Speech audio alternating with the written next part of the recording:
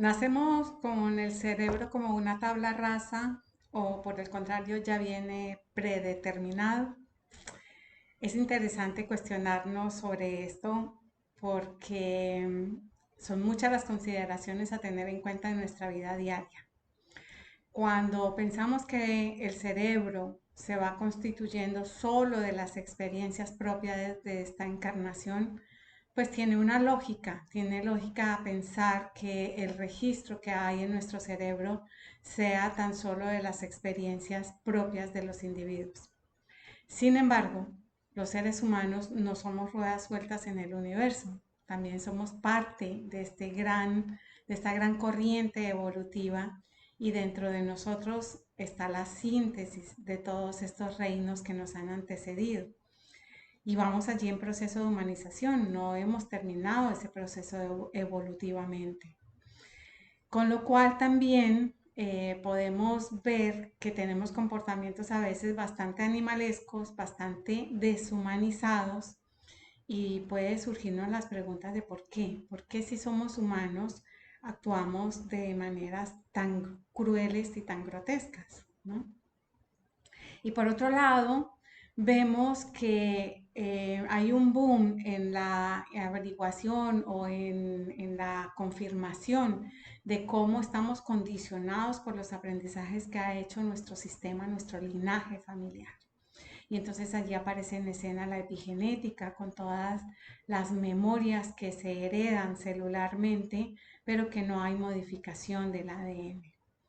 Y todas estas son preguntas que la ciencia, la biología, la genética, la física se siguen cuestionando y no podemos decir que hay una única verdad al respecto.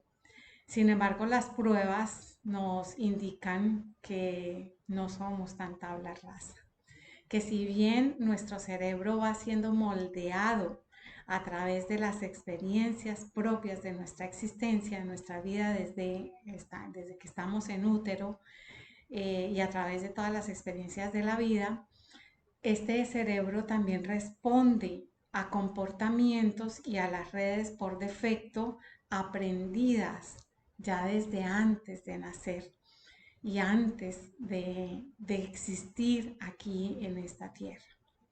Y cuando vemos cómo grabamos memorias o cómo tenemos recuerdos de experiencias que no son propiamente nuestras, sino que tal vez son de algún ancestro, o vemos cómo se repiten ciclos en la vida nuestra, entonces, pues a mí personalmente ya no me quedan dudas de que no podemos decir que una sola línea de investigación pueda dar las respuestas completas para la complejidad del ser humano.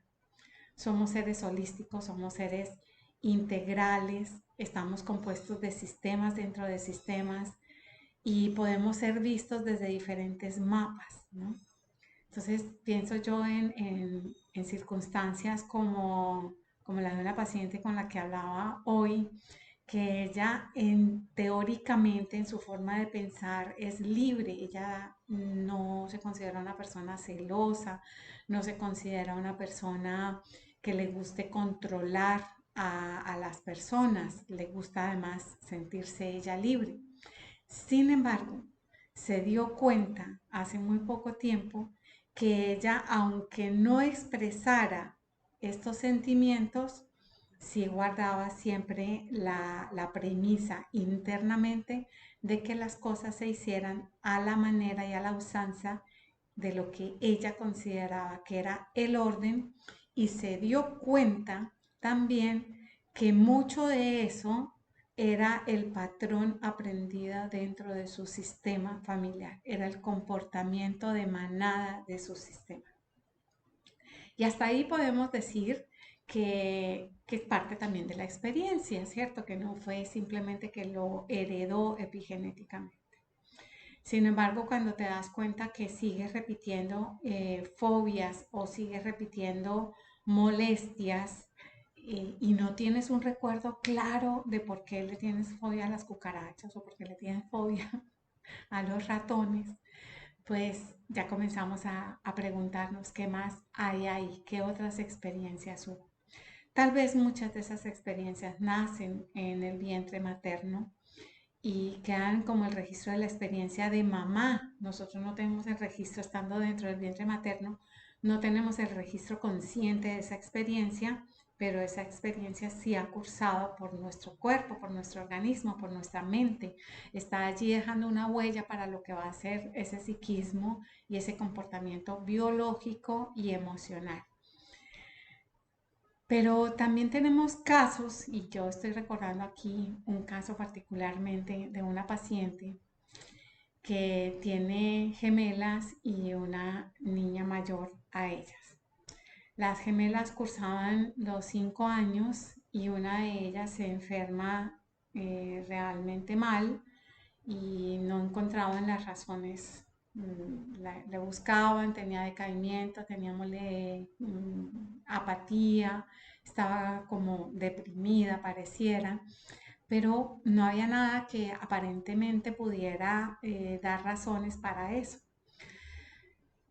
La internan a la nena y le comienzan los estudios y bueno, determinan que es una diabetes muy temprana, ¿cierto? Para una niña de 5 años, su gemela no la sufre y estuvo en riesgo de muerte por una descompensación. Fue muy rápido todo este proceso. Y yo conversaba con la mamá, ella venía en terapia conmigo y conversábamos de esto y buscábamos razones que hilaran dentro del sistema. Y ella comienza a contarme que ya recuerda de otras gemelas o gemelos dentro de su sistema familiar, tías, primas, abuelas, gemelas, cuyas niñas, algunos de esos niños o niñas murieron y murieron alrededor de los 5 años, ¿no? Entonces nos fuimos detrás de esa información y más allá de averiguar cómo se había heredado, ¿no? Si genética o epigenéticamente, trabajamos para desanclar esa información a nivel del sistema familiar mientras la nena de ella era atendida en el hospital, estaba internada y era atendida como se corresponde en estos casos desde la medicina clásica. Pero la situación no termina acá, sino que nosotros seguimos trabajando con ella, la niña se fue recuperando, ya con el diagnóstico se tomaron las medidas que se correspondían, tenía que darse las dosis de insulina, los aparatos para poder controlar en el día a día las subidas y las bajadas y aprender a manejar la dieta.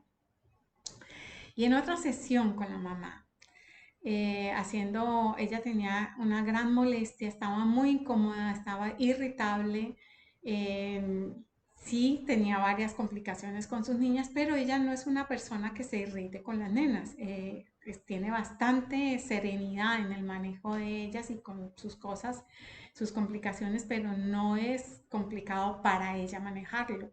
Sí, estaba muy, digamos, limitada de tiempos y muy acotada de tiempos, precisamente porque tenía que estar muy atenta a detalles para el manejo de estas situaciones.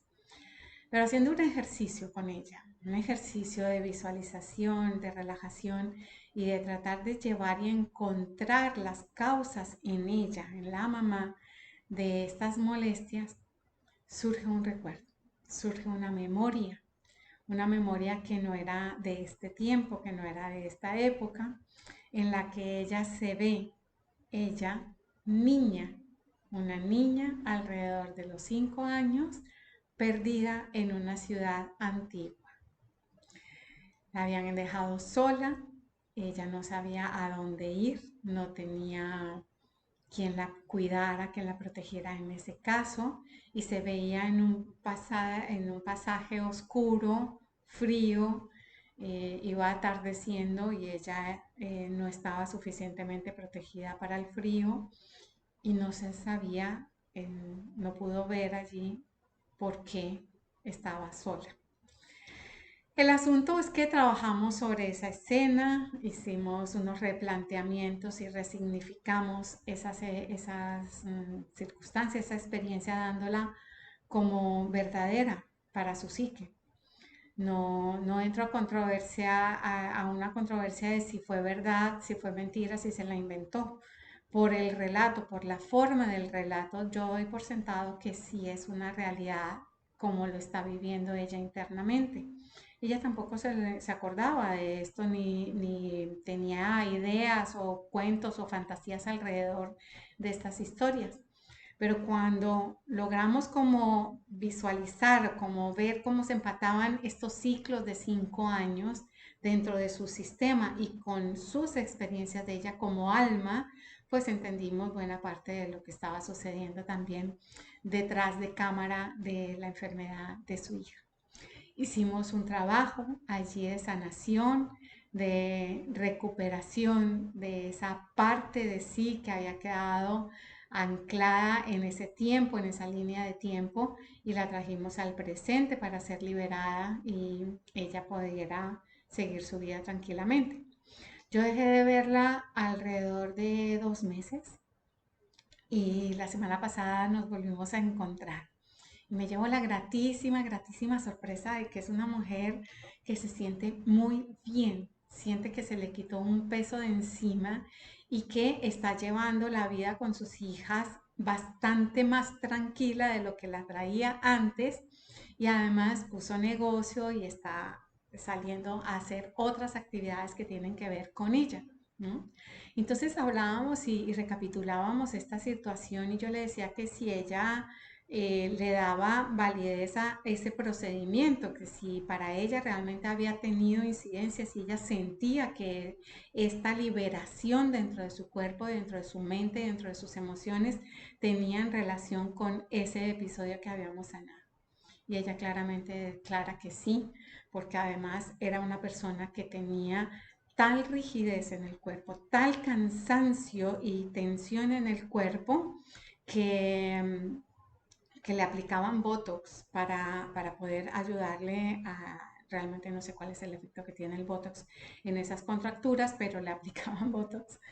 Y además ella pasaba muchos episodios y muchos momentos de temor intenso que no se lo relataba a nadie, que lo vivía en silencio. Y después de esto, esos temores ya no están.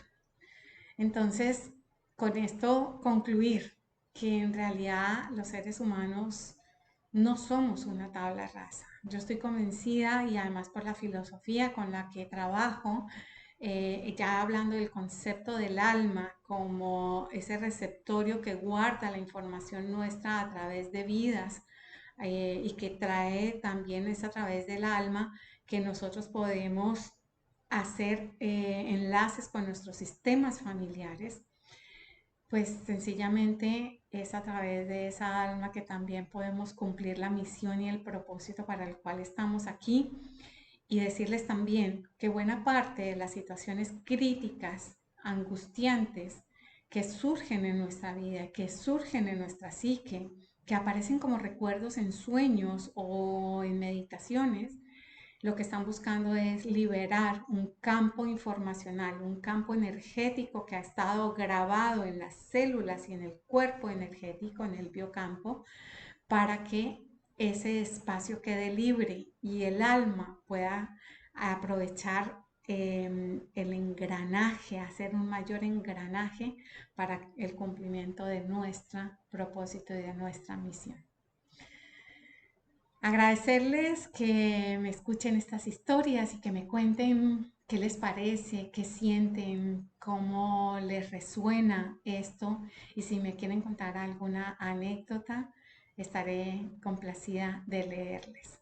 Y si saben que necesitan liberar algo de esta información y yo puedo colaborarles, aquí estoy.